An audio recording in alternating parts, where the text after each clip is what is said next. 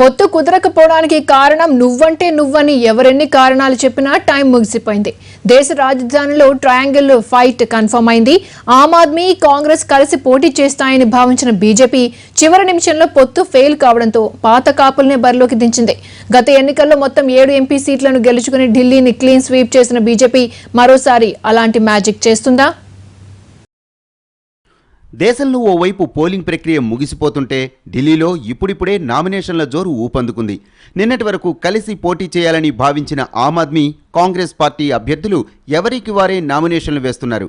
BJP కూడా 1-2 స్థానాలు మినహా అంతా సిట్టింగులకే సీట్లు కేటాయించింది. ఎన్నికల్లో గెలుపు తమదే అని పార్టీ అభ్యర్థులు ధీమా వ్యక్తం చేయటం కామనే అయినా ఏ పార్టీ పరిస్థితి ఎలా ఉందనేది ఆసక్తికరం. ఢిల్లీ ఓటర్లలో 90% నగర ప్రజలు విద్యావంతులు. మిగతా ప్రాంతాలతో పోల్చుకుంటే డబ్బు, మద్యం లాంటి వాటి ప్రభావం కాస్త తక్కువే. 2014 సార్వత్రిక ఎన్నికల్లో గంపగుత్తుగా బీజేపీకి ఓటేసిన ఢిల్లీ ఓటర్లు ఆ తర్వాత కొన్ని రోజులకు జరిగిన అసెంబ్లీ ఎన్నికల్లో ఆమ్ ఆద్మీ పార్టీకి గంపగుత్తుగా ఓట్లు గుద్దేశారు. తర్వాత జరిగిన మున్సిపల్ ఎన్నికలు, ఉప ఎన్నికల్లో బీజేపీకి మద్దతు పలికారు. ఈ 4-5 ఏళ్లలో జరిగిన పరిణామాలు చూస్తుంటే ఢిల్లీ ప్రజలు స్థిరంగా ఒక పార్టీకి అనుకూలంగా ఉంటారని భావించలేని పరిస్థితి. దీంతో ఈసారి ఢిల్లీలోని 7 ఎంపీ సీట్లు ఎవరి ఖాతాలో పడతాయనేది పెద్ద పజిల్గా మారింది. 2015లో ఆమ్ ఆద్మీ పార్టీ అధికారంలోకి వచ్చిన తరువాత ఢిల్లీలో అనేక సమస్యల పరిష్కారానికి చొరవ చూపింది. ఎన్నికల సమయంలో ఇచ్చిన హామీలను అమలు చేసేందుకు కేజ్రీవాల్ శక్తివంచన లేకుండా ప్రయత్నించారు. అయితే కేంద్రం నుంచి ఆశించిన స్థాయిలో సహకారం లేకపోవటం, ఢిల్లీ పాలనలో తరచూ లెఫ్టినెంట్ గవర్నర్ జోక్యం, ఆమ్ ఆద్మీ పార్టీలో చెలరేగిన సంఘటనలు, పార్టీ నేతల మీద కేసులు లాంటివి చికాకు తెప్పించాయి. ఆప్ను ఇబ్బంది పెట్టేందుకు బీజేపీ అన్ని మార్గాల్లోనూ ప్రయత్నించినా కేజ్రీవాల్ తట్టుకొని నిలబడ్డారు. బీజేపీ మీద ఉన్న శత్రుత్వం ఆప్ కాంగ్రెస్ను ఒకే వేదిక మీదకు తీసుకువచ్చినా ఒకే గూటికి చేర్చలేకపోయింది. ఢిల్లీలో బీజేపీని ఎదుర్కొనేందుకు కాంగ్రెస్, ఆప్ కలవాలని భావించిన సీట్ల పంపిణీలో లెక్కలు కుదరలేదు. 15 ఏళ్లు ఢిల్లీని పాలించిన కాంగ్రెస్ పార్టీకి గట్టి ఓటు బ్యాంక్ ఉంది. గత సార్వత్రిక ఎన్నికల్లో 2 పార్టీలకు కలిపి 57% ఓట్లు వచ్చినా త్రిముఖ పోటీలో బీజేపీ లాభపడింది. ఈసారి కూడా అదే పరిస్థితి ఉన్నా బీజేపీకి మేలు జరుగుతుందా అన్నదే సందేహం. ఆమ్ ఆద్మీ పార్టీ ప్రభుత్వం మీద వ్యతిరేకత ఉందని, అదంతా తమ ఖాతాలో పడుతుందని బీజేపీ భావిస్తోంది. అయితే ప్రభుత్వ వ్యతిరేక ఓటు కాంగ్రెస్, బీజేపీ మధ్య చీలిపోతే తమకు లాభం కలుగుతుందని ఆప్ భావిస్తోంది.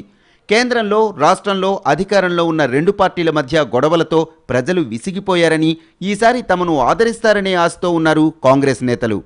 కాంగ్రెస్ పార్టీని నడిపే బాధ్యతల్ని, ప్రచార బాధ్యతల్ని మాజీ ముఖ్యమంత్రి షీలా దీక్షిత్ నెత్తికెత్తుకున్నారు. ఏడాది క్రితం ఢిల్లీ పీసీసీ బాధ్యతల్ని అజయ్ మాకెన్ నుంచి షీలా దీక్షిత్కు అప్పగించారు రాహుల్ గాంధీ. ఆమె ఈసారి ఈశాన్య ఢిల్లీ సీట్ నుంచి పోటీ చేస్తున్నారు. తన హయాంలో కాంగ్రెస్ చేసిన అభివృద్ధిని ప్రచారం చేస్తూ ఓట్లడుగుతున్నారామె. ఢిల్లీలో 2 స్పోర్ట్స్ పర్సన్స్ కూడా కొత్తగా బరిలోకి దిగుతున్నారు. 2008 ఒలింపిక్స్లో బ్రాంజ్ మెడల్ విజేత విజేంద్ర సింగ్ కాంగ్రెస్ తరపున సౌత్ ఢిల్లీ నుంచి పోటీ చేస్తున్నారు. నెల రోజుల క్రితం బీజేపీ తీర్థం పుచ్చుకున్న క్రికెటర్ గౌతమ్ గంభీర్ను తూర్పు ఢిల్లీ నియోజకవర్గం నుంచి పోటీకి దింపుతోంది కమలదళం. కేంద్ర మాజీ మంత్రి కపిల్ సిబాల్కు ఈసారి టికెట్ నిరాకరించింది కాంగ్రెస్ పార్టీ నాయకత్వం. గతంలో చాందినీ చౌక్ నుంచి ఎంపీగా గెలిచిన సిబాల్ యూపీఏ హయాంలో మంత్రిగా పనిచేశారు. ప్రస్తుతం రాజ్యసభ సభ్యుడిగా ఉన్నారు. 2004, 2009లో ఆయన ఢిల్లీలోని చాందినీ చౌక్ నియోజకవర్గం నుంచి పోటీ చేసి గెలిచారు. ప్రస్తుతం రాజ్యసభ సభ్యుడిగా ఉన్నారు. మరోసారి చాందినీ చౌక్ నుంచి పోటీ చేయాలని భావించినా ఆయనకు టికెట్ ఇవ్వలేదు. ఢిల్లీలోని 7 ఎంపీ స్థానాలకు పోలింగ్ చివరి దశలో భాగంగా మే 12న జరగనుంది. కేంద్రంలో నరేంద్ర మోదీని దించాలని ప్రజలు కోరుకుంటున్నారన్నారు చంద్రబాబు. అయితే ఈవీఎంలను మేనేజ్ చేసి గెలవాలని బీజేపీ చూస్తోందని ఆరోపించారు ఆయన. బీజేపీ వ్యతిరేక పార్టీలతో ముంబైలో నిర్వహించిన సమావేశానికి హాజరైన చంద్రబాబు ఈవీఎంలు ట్యాంపర్ చేయొచ్చు అన్నది ఎన్నోసార్లు రుజువైందన్నారు. 50% వీవీప్యాట్లను లెక్కించాలన్న డిమాండ్పై వెనక్కి తగ్గేది లేదని చంద్రబాబు స్పష్టం చేశారు. ఎన్నికల్లో ఈవీఎంల వాడకాన్ని తొలగించి బ్యాలెట్ పేపర్లను తీసుకురావాలని మరోసారి డిమాండ్ చేశారు ఏపీ ముఖ్యమంత్రి చంద్రబాబు. ఈవీఎంల ట్యాంపరింగ్పై ముంబైలో జరిగిన సమావేశంలో బాబుతో పాటు ఎన్సీపీ, కాంగ్రెస్, తృణమూల్, ఆప్, డీఎంకే, తెలంగాణ జనసమితి, వామపక్షాల నేతలు హాజరయ్యారు. ప్రపంచంలో చాలా దేశాలు ఈవీఎంలను పక్కన పెట్టాయని, 18 దేశాల్లోనే ఇప్పుడు వాటిని వాడుతున్నారని చంద్రబాబు అన్నారు. బీజేపీ నేతలు ఇష్టం వచ్చినట్లు ఎన్నికల కోడ్ ఉల్లంఘిస్తున్నా ఎన్నికల సంఘం పట్టించుకోవటం లేదని, ఎన్నికల సంఘం తీరు ధృతరాష్ట్రుడిని తలపిస్తోందని ఆమ్ ఆద్మీ పార్టీ నేతలు విమర్శించారు. ఈవీఎంల్లో ఏ పార్టీ బటన్ నొక్కినా అటు బీజేపీకే వెళుతున్నాయన్న సంఘటనలు అనేకం జరిగాయని ఆరోపించారు. 50% వీవీప్యాట్లను లెక్కించాలన్న తమ డిమాండ్పై ఎన్నికల సంఘానికి అభ్యంతరం ఏమిటని TDP ప్రశ్నిస్తోంది. We are asking Election Commission 50% of counter check of VVPAT slips, and also if there is any difference between EVM and VVPAT, then finally VVPAT has to be prevailed. There are 5 or 50 or 10 on the basis of tomorrow court judgment. We are going for review petition, and also fresh petitions also we are filing before the Supreme Court, because for the last 3 polls, 3 phases of elections, we got some more information where malfunctioning or non-functioning or manipulation or suspicion, all these things we are having some data. మహారాష్ట్రలో NCP Congress కూటమి తరపున చంద్రబాబు ప్రచారం చేశారు. మోడీ ప్రభుత్వం అన్ని రంగాల్లో విఫలమైందని, మరోసారి బీజేపీకి ఓటేస్తే ప్రజాస్వామ్యాన్ని ఖూనీ చేస్తారని ఆరోపించారు. మహారాష్ట్రలో తెలుగు వాళ్లంతా కాంగ్రెస్ ఎన్సీపీ అభ్యర్థులకు ఓటు వేయాలని విజ్ఞప్తి చేశారు బాబు. కాంగ్రెస్ అధ్యక్షుడు రాహుల్ గాంధీకి కోర్టు ధిక్కరణ నోటీస్ జారీ చేసింది సుప్రీంకోర్టు. రాఫెల్ యుద్ధ విమానాల కొనుగోలు విషయంలో కోర్టు అన్నని మాటలను అన్నట్లుగా రాహుల్ గాంధీ చేసిన వ్యాఖ్యలపై ఈ నోటీస్ జారీ అయింది. తాను ఏ పరిస్థితుల్లో ఈ వ్యాఖ్యలు చేశాననే దానిపై రాహుల్ వివరణ ఇచ్చినా కోర్టు సంతృప్తి చెందలేదు. రాహుల్ గాంధీకి సుప్రీంకోర్టు సీరియస్ యాక్షన్ తీసుకుంటుందా? ఫ్రాన్స్ నుంచి రాఫెల్ యుద్ధ విమానాల కొనుగోలు విషయంలో అవినీతి జరిగిందని, దీనిపై విచారణ జరిపించాలని కోరుతూ న్యాయవాది ప్రశాంత్ భూషణ్ సుప్రీంకోర్టులో పిటిషన్ వేశారు. ఇందులో కాంగ్రెస్ తరపున కపిల్ సిబాల్, అభిషేక్ మను సింఘ్వి అనుబంధ పిటిషన్లు వేశారు.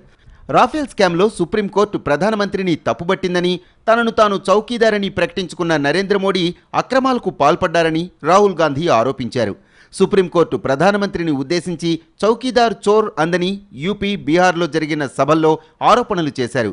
దీనిపై బీజేపీ ఎంపీ మీనాక్షి లేఖి సుప్రీంకోర్టులో పిటిషన్ వేశారు.